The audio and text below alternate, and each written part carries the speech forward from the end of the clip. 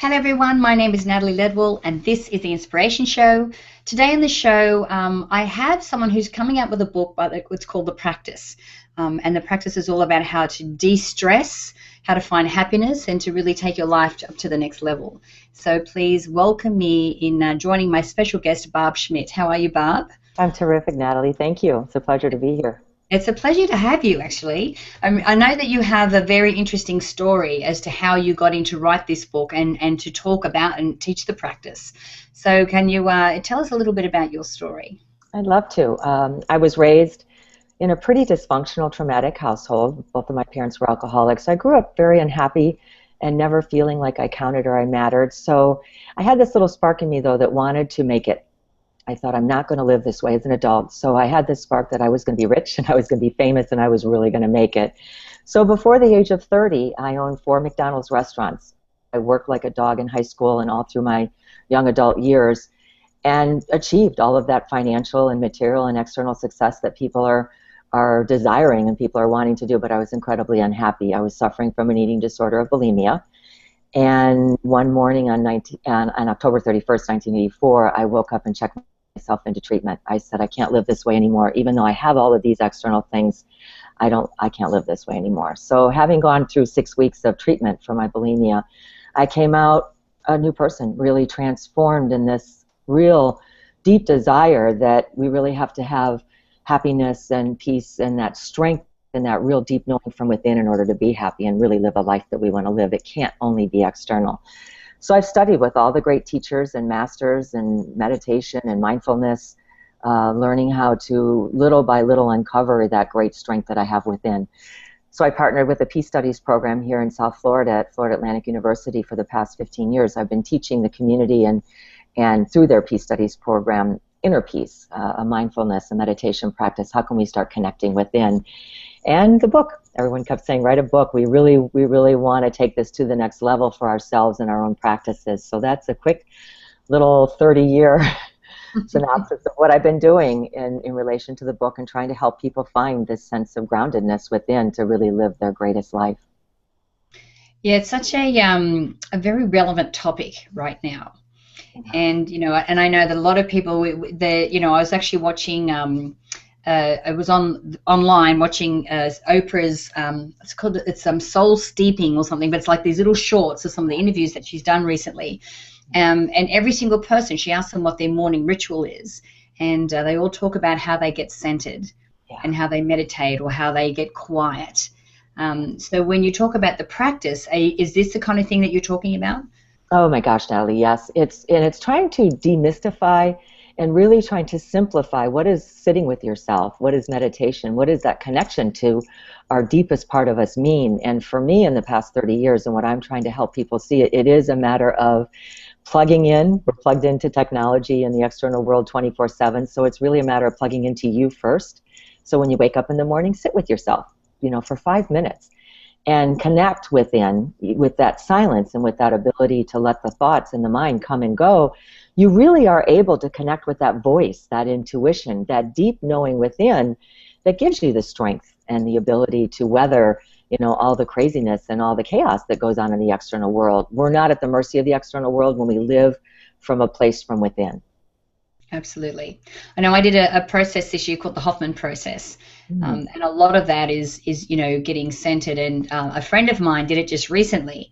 And he said, okay, so let me get this straight. He goes, so basically, he said, by doing these, centering exercises, what we're doing is we're quieting our mind long enough to be able to listen to the answer that we know is already there. Oh, and I beautiful. said, basically, that's right. Oh my gosh, that's beautiful. Exactly right. People always ask me, how do I know my purpose? How do I know my passion? Well, you have to be quiet enough to be able to listen to that voice that you just spoke about within. We all have it. It's just quieting that external noise just for 5 minutes or longer, depending on what your lifestyle is or what you're able to put into your schedule. And then go out into the external world and listen to the world and then come back in. I call it a practice of coming in and going out, coming in and going out. And you get this rhythm going in your life that's pretty incredible. Yeah, it does. And so I know that you're talking about meditation here, and I know there are many different ways to do that, or interpretations of meditation. So what is your method of being able to meditate? Oh, I love that. My method is a combination of the breath.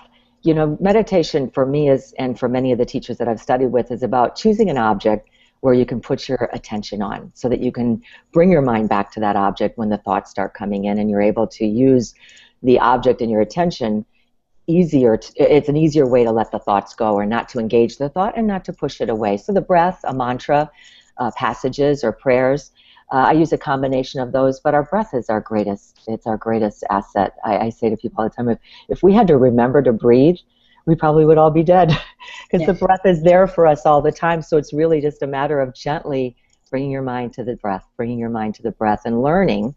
The mind is like a little puppy dog. We need to train it. We need to learn how to not engage thought, and that's why it's a practice every single day. So that's my method. But all methods take you to the same place of that inner voice, that inner knowing within. There's no right or wrong way to do it. Absolutely. Absolutely. So when you talk about the practice, are you talking about daily activities to keep you on track or to keep you centered? Give me an example of what you're talking about with the practice. Well, the practice is like a recipe, framework, or a guide book. And it has daily, you start up waking up by sitting with yourself with a meditation practice. Then you extend that connectedness throughout the day with some exercises on learning how to be in the present moment. How can we really learn how to not do three things at one time all the time? You know, sometimes we're going to be multitasking. It's just the way we are. We can't do it all the time, but we can pick and choose certain areas of our life where we want to give it our full attention, where we want to really show up and be here for the moments of our lives that are incredibly important and meaningful. It talks about doing some spiritual reading, how we can start inspiring ourselves to wake up that teacher within, where we start to become our own teacher. And then closing the day out with a letting go reflection exercise. We've done our best, whether it's good, bad, or indifferent. We've done the best that we can do, because we can't change it. But we can go to sleep with the knowing that maybe I could learn something from some of the trials that I've had during the day, and just let it all go. I have some exercises in there. How can we let it go so we wake up the next morning with a fresh slate, with a clean mind, clear mind, going to sleep. And we wake up with the new day feeling rejuvenated, feeling like, whoa, I'm ready to take on this new day. Thank you very much for this gift. So it's really about you. Yeah, about you waking up your own teacher within. I'm trying to really empower people. You have everything you need with all of these tools that's right for you, and how can you sustain these things in your lives and formulate it into a little practice. Yeah, I know. I often recommend that people who, we're getting into a habit of gratitude and writing down 5 things and focusing on the things that went right for the day, and making sure that a couple of those gratefuls are in relation to the goal that they're working towards. But I really like this addition of yours of being able to release what didn't go right. Yeah. I think just focusing on it and then just, punishing ourselves because things didn't go right is I think the releasing part of that. Like, how do you release that? It's so true. If worry worked, we'd all be doing it all the time, and we'd say, okay, this works. But it doesn't. So it's really an intention and a practice of, it doesn't work. And what does work is when I have this intention of releasing it and letting it go, I open up space. I allow space to come into my mind, come into my body, my heart, my whole sphere. And so some ideas, that's where, so many teachers talk about what are the blessings underneath all of the trials and all of the real heartaches that we have. We see the blessings when we open up for space, when we open up and have this intention of letting it go and allowing another thought to come in or another idea to come in. And it's just a practice. The little exercise that I have in the book, if you do it every single day, all of a sudden one night you're going to say, well, I was able to let that go. It doesn't mean that it was solved, but I was able to let go of the worry or the agitation or the rumination about it. So it's really just a practice in setting that intention that this is the way that I want to live my life. Right. So how long does it take for people to get through the daily practice that you recommend for them? It's little bit by little bit. I recommend 5 minutes in the morning to sit with yourself in your little meditation practice. And I recommend the reflection only 5 minutes, because if you're like me, if you start thinking about what you did all day long, you can get caught. And I can start saying, oh, I wish I'd have done that. Oh, I could have done just 5 minutes. It's not about judgment. It's not about redoing it, because we can't redo it. It's in the past. But we could maybe tomorrow or whenever we're giving them a chance to step up and do it a little bit differently. So 5 minutes in the morning, 5 minutes at night. And then throughout the day, using that focused attention and that little thread of peace that we connected with in the morning using that, stop for a minute and take a breath. You know, the day is not one long thread. It does have a beginning, a middle, and an end. So if we're in the midst of stress and we're feeling overwhelmed, just stop, go into the bathroom or go in your office and shut the door and just take a couple deep breaths and start over again. I like to tell people, stop before you start again. We have that ability, and it is our right to go ahead and just stop. So weaving those throughout the day, it's really just a matter of really being mindful, using a few of these minutes and finding something that you can sustain as a daily practice every day, whatever that looks like for you in your life. Yeah, no, I love that, because it doesn't mean that you have to be meditating for hours or anything like that. And I do the same thing. You know, if I find that I'm getting overwhelmed or getting a bit stressed, I will just move back from the computer. I just put my hand over my heart and I take about 5 really deep, long breaths. And it just helps me to center, calm my mind, and then it's like, okay, let's have a go at this again. So you were mentioning before about you know, recommending people do some spiritual reading. What are some of your recommendations on that? Wow, this is my favorite thing. I love reading about all these people's lives and how they've done this very thing that we're all attempting to do. So there's so many books in my book that I've recommended. I think I've got 5 or 6 pages. You know, if you're looking for Eckhart Tolle, Thich Nhat Hanh, Pema Chodron, the Dalai Lama, Marianne Williamson, there's so many great teachers.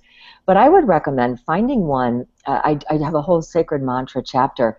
You know, there's the Way of the Pilgrim, which is this Russian Orthodox pilgrim that spent his life repeating his centering prayer all throughout Russia. I mean, they're so magical. So find one that, you know, research a few of them and find one that really speaks to you.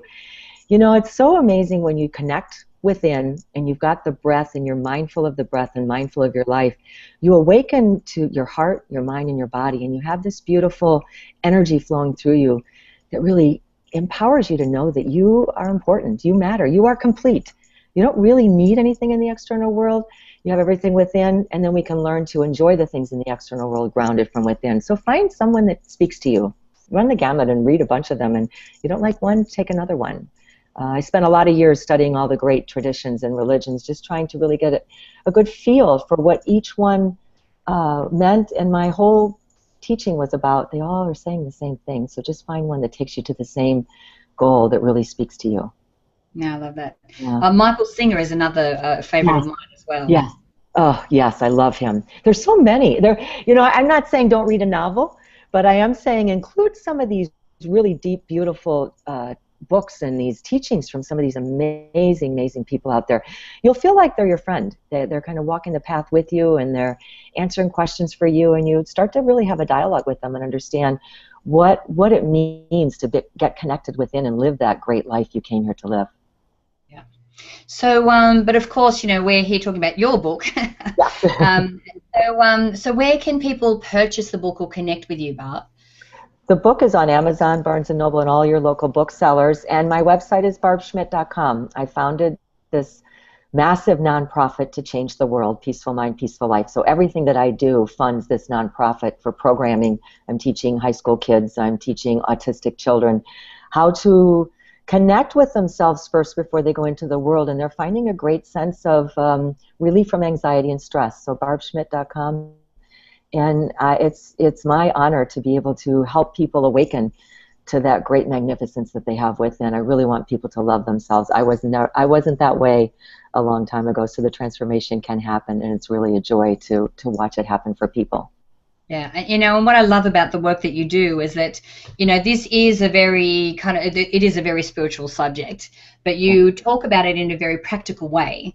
That makes it very easy for us to understand why it's important and how it affects us, and you know, and how we should really be incorporating this practice. And like you said, it doesn't have to take a lot of time. No. It just takes minutes in the morning and minutes in the evening, and it can make the world of difference to our stress levels, our happiness levels, and everything. So thank you so much for the work that you're doing. And guys, make sure that you go to Barb's page. You can do that by either clicking on the banner to the side if you're here online, or the banner underneath if you're watching this show on the app, and find out about her nonprofit and the amazing work that she's doing. And it's been an absolute pleasure having you here on the show, Barb. It's so great to be talking to you today. Natalie, such a joy. I really love meeting you and being here. Thank you so much. It's been wonderful. Now, guys, I encourage you to share this video. You can do that by clicking the Facebook and the Twitter share buttons on this page. Also, make sure that you leave your email in the box on this page so I can send you the Manifesting with the Masters video e-course. It's actually valued at $87, and I'd love to send it to you for free.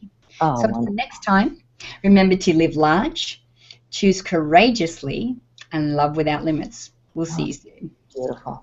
Thank you.